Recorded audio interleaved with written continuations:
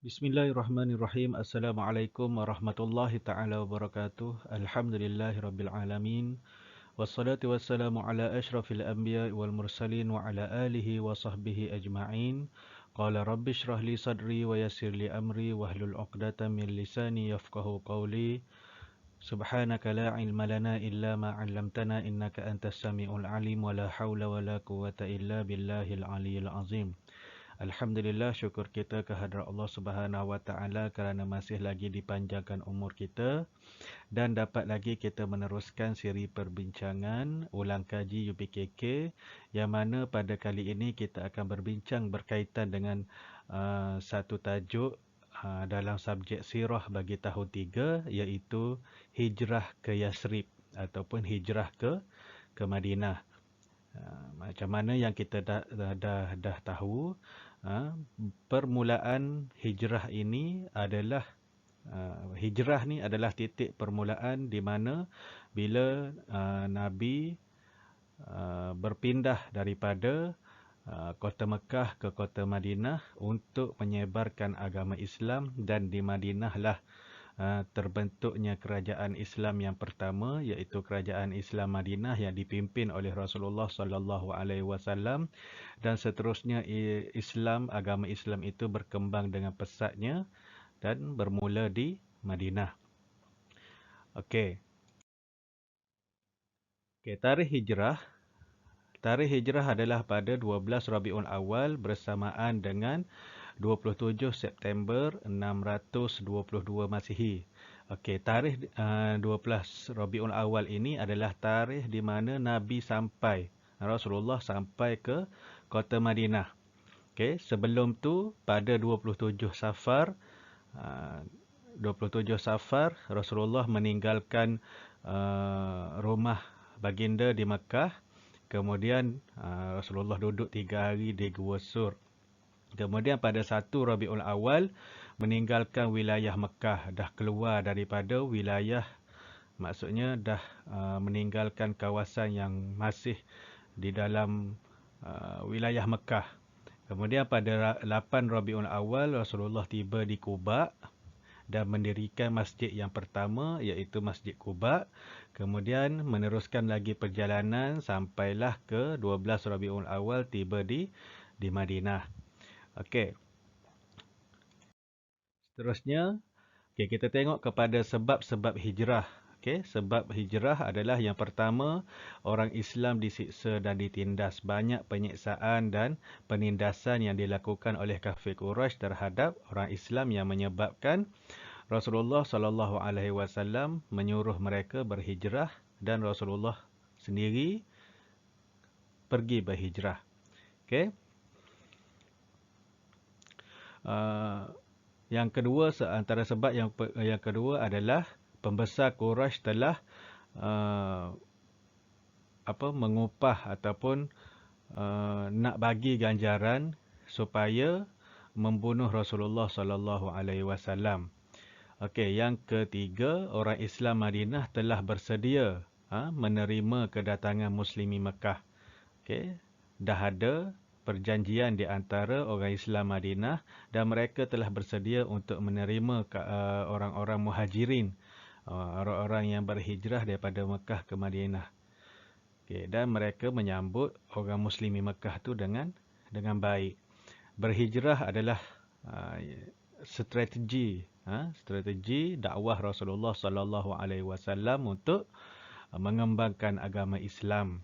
Dan yang terakhir, sebab-sebab hijrah juga adalah wahyu daripada Allah supaya berhijrah. Allah turunkan wahyu, Allah turunkan ayat Al-Quran memerintahkan Nabi Muhammad sallallahu alaihi wasallam dan orang-orang Islam supaya berhijrah. Maka dengan sebab-sebab inilah terjadinya peristiwa hijrah.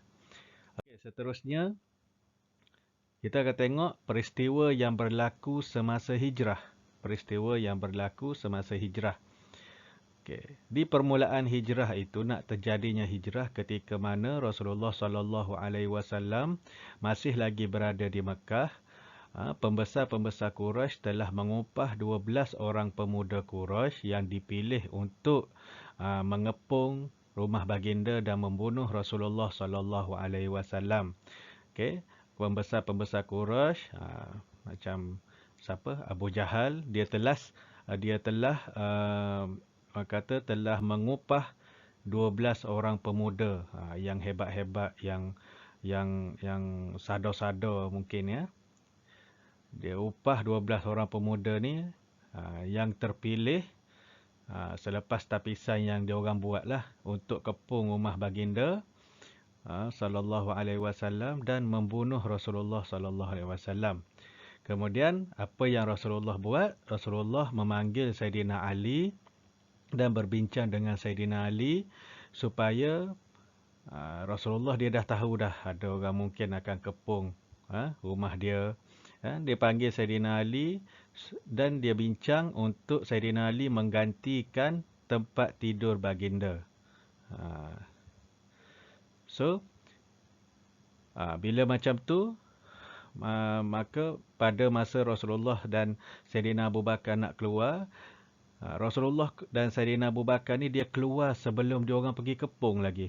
Bila diorang kepung-kepung, diorang baru masuk ke dalam rumah Rasulullah. Diorang tengok, diorang dapati Saidina Ali sedang berselimut di atas tempat tidur Rasulullah sallallahu alaihi wasallam. Maka terkejutlah diorang, bilalah Muhammad ni keluar. Kenapa Saidina Ali kenapa Ali yang ada kat sini? Itu percaturan ataupun helah yang dibuat oleh Rasulullah sallallahu alaihi wasallam, strategi macam mana hijrah ni nak terjadi. Okey, kemudian bila macam tu, bila mereka tak dapat nak bunuh Rasulullah, okey, pemimpin-pemimpin Quraisy ataupun pembesar-pembesar Quraisy ni telah menawarkan 100 ekor unta sebagai hadiah bagi yang berjaya menangkap dan membunuh Rasulullah sallallahu alaihi wasallam. Rasulullah dan Abu Bakar bersembunyi di Gua Sur bagi mengelak ditangkap oleh orang-orang Quraisy. Okey. So bila diorang tak dapat masa kepungan rumah Nabi tu, diorang tak dapat nak bunuh Nabi, maka Abu Jahal pun marahlah. 12 orang pemuda yang gagah ni tak mampu untuk jumpa Rasulullah pun, usahkan nak tangkap ataupun nak bunuh. Nak jumpa pun tak dapat. So dia pergi, dia cakap dengan orang-orang Mekah, siapa yang jumpa Muhammad dengan Abu Bakar, tangkap diorang sama ada mati ataupun hidup, aku bagi 100 ekor unta. Dia kata. Kemudian kaum Quraisy gagal menemui Rasulullah sallallahu alaihi wasallam semasa Rasulullah bersembunyi di Gua Sur kerana di pintu masuk Gua Sur itu telah ditutupi dengan sarang burung merpati. Ada kisah sirah yang cakap ditutupi oleh sarang labah-labah. Mungkin ada dua-duanya sekali. Ada sarang labah-labah dan ada sarang burung merpati. Walaupun mereka berjaya sampai di gua tersebut. Dah sampai depan pintu gua di mana tempat Rasulullah dan Saidina Abu Bakar bersembunyi. Tapi diorang tak dapat nak jumpa Rasulullah. Padahalnya Rasulullah ada dekat dalam Gua Sur tu. Diorang dah sampai depan pintu. Tapi terjadinya perbalahan di antara mereka. Ada orang yang nampak Rasulullah dan Saidina Abu Bakar. Kali terakhir diorang nampak berdekatan dengan tempat di mana Gua Sur itu terletak. Tapi ada pula orang yang cakap, macam mana kita nak cakap Muhammad dengan Abu Bakar ada kat dalam gua tu, sedangkan kalau kau tengok kat situ ada sarang burung merpati, ada sarang labah-labah yang nampak macam dah lama. Kalau diorang masuk melalui pintu gua ni, masuk ada dalam gua ni, mestilah sarang-sarang tersebut orang kata rosaklah sarang-sarang tu. Tapi ni cantik je, elok je duduk kat situ. So tak mungkin Muhammad dengan dia kata tak mungkin Muhammad dan Abu Bakar ni ada dalam gua tu, sebab tak terusik pun sarang-sarang yang ada di depan pintu gua ni. Okey, kemudian Rasulullah bila dah selamat, Rasulullah bila selamat daripada dijumpai oleh orang-orang Quraisy tadi, Rasulullah pun meneruskan perjalanan yang dipandu oleh Abdullah bin Uraiqid melalui jalan pantai. Lalu berjaya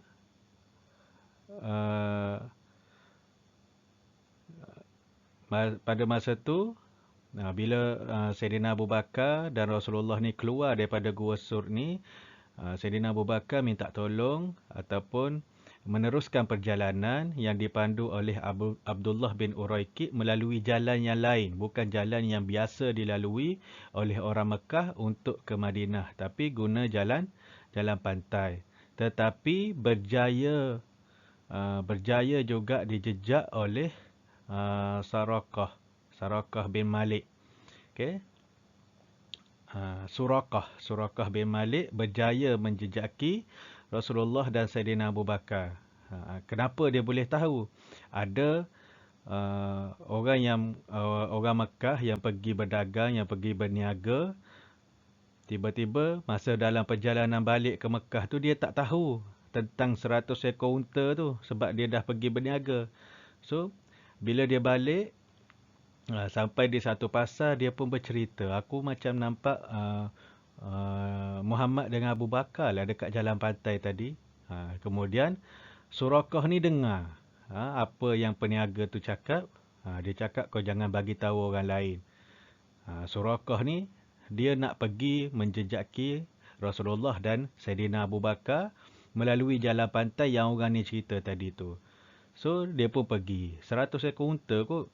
Banyak tu ganjaran dia kan. Kalau dapat tu boleh jadi kaya. Dia pun pergi.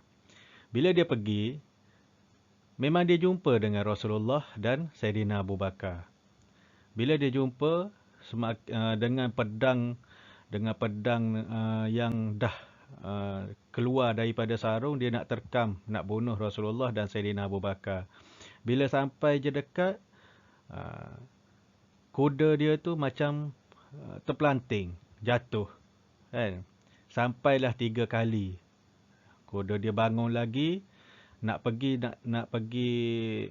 melangkah pergi dekat Nabi tu, jatuh lagi. Sampai 3 kali Rasulullah pun panggil, wahai Surakah, kau datang sini. Okay? Aku nak bincang sikit, Rasulullah kata. So, Rasulullah pun bincanglah dengan Surakah supaya tidak membunuh Rasulullah dan Sayyidina Abu Bakar. Tapi Surakah cakap, macam mana aku nak lepaskan peluang ni?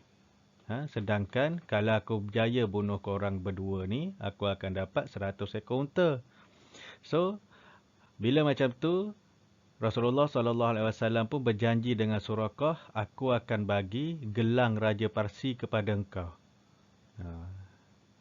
Padahal, pada masa tu dia dah nak, macam mana Rasulullah nak bagi gelang Raja Parsi itu kepada Surakah. Sedangkan masa tu Islam pun belum maju, belum berkembang lagi. Tetapi orang kafir Quraisy ni pun dia percaya kepada Nabi Muhammad ni sebagai seorang yang tidak akan menipu, seorang yang menepati janji. Okey, tetapi bukanlah pada zaman Rasulullah Surakah ni mendapat gelang Raja Parsi, tapi dapat pada zaman pemerintahan Sayyidina Abu Bakar, kerana Sayyidina Umar. Sebab semasa pemerintahan Sayyidina Umar tu, Islam telah menguasai satu kerajaan besar, iaitu Parsi. Kemudian bila dah berjaya menawan Parsi, mestilah ada harta ghanimah ataupun harta rampasan. Kemudian bila nak bagi harta tu, ada seorang sahabat datang, Rasulullah pernah berjanji gelang Raja Parsi ni kena ataupun perlu diberi kepada Surakah bin Malik. So, Sayyidina Umar pun menyerahkan gelang tersebut kepada Surakah. Maka Surakah pun, inilah janji Muhammad kepada aku dulu. Inilah janji kepada Rasulullah kepada aku dulu. Masa zaman pemerintahan Sayyidina Umar tu, Surakah ni dah memeluk Islam. Okey. Suraqah tidak berjaya membunuh Rasulullah dan telah memeluk Islam. Okey. Dan seterusnya Rasulullah pun meneruskan perjalanan sehinggalah Rasulullah berhenti di Quba dan telah mendirikan masjid yang pertama di dalam Islam. Okey. Seterusnya kita tengok kepada layanan orang Madinah. Layanan orang Madinah terhadap kaum Muhajirin, terhadap orang-orang Mekah yang memeluk Islam dan berpindah ataupun berhijrah ke Madinah. Okey, orang Madinah telah menyambut dengan kasih sayang. Orang Madinah sambut Rasulullah, orang-orang Islam dengan penuh kasih sayang. Okey. Kemudian orang Islam Madinah telah mempelawa Rasulullah sallallahu alaihi wasallam untuk tinggal di rumah mereka. Okey, dalam peristiwa nak menentukan rumah siapa yang Rasulullah akan menetap, sebelum Rasulullah ada rumah sendiri ni pun, Rasulullah telah tinggal di rumah Abu Ayyub Al-Ansari kerana unta Rasulullah berhenti di hadapan rumahnya. Okey, so bila ada pelawaan daripada orang Islam Madinah untuk, wahai Rasulullah tinggallah kat rumah aku, wahai Rasulullah tinggallah kat rumah aku. Ramai orang yang mempelawa Rasulullah, maka Rasulullah pun buat keputusan. Aku akan biarkan unta aku berjalan dan di mana unta aku berhenti, di situlah aku akan menetap. So, bila unta Rasulullah tu berjalan, maka lepas tu dia berhenti di depan rumah Abu Ayyub Al-Ansari dan Rasulullah tinggallah di rumah Abu Ayyub Al-Ansari. Sampailah Rasulullah sallallahu alaihi wasallam telah membeli sebidang tanah lapang kepunyaan 2 orang anak yatim Bani Najran. Kemudian dibina di atasnya Masjid Nabawi bersekali dan berserta dengan rumah Rasulullah yang berada di kawasan yang sama tempat Masjid Nabawi dibina. Okey. Kemudian itu sahaja apa yang kita boleh kongsikan beringkas berkaitan dengan hijrah ke Madinah ataupun hijrah ke Yasrib. Semoga dengan peristiwa hijrah yang kita pelajari tadi dapat membangkitkan semangat kita untuk terus berjuang, untuk terus menuntut ilmu berdasarkan susahnya Rasulullah sallallahu alaihi wasallam dan para sahabat nak menyebarkan agama Islam, nak memantapkan agama Allah Subhanahu wa taala ni, dan semoga kita dapat mempelajari sesuatu dan mengagumi semangat mereka. Okey, wallahu alam bisawab. Assalamualaikum warahmatullahi taala wabarakatuh.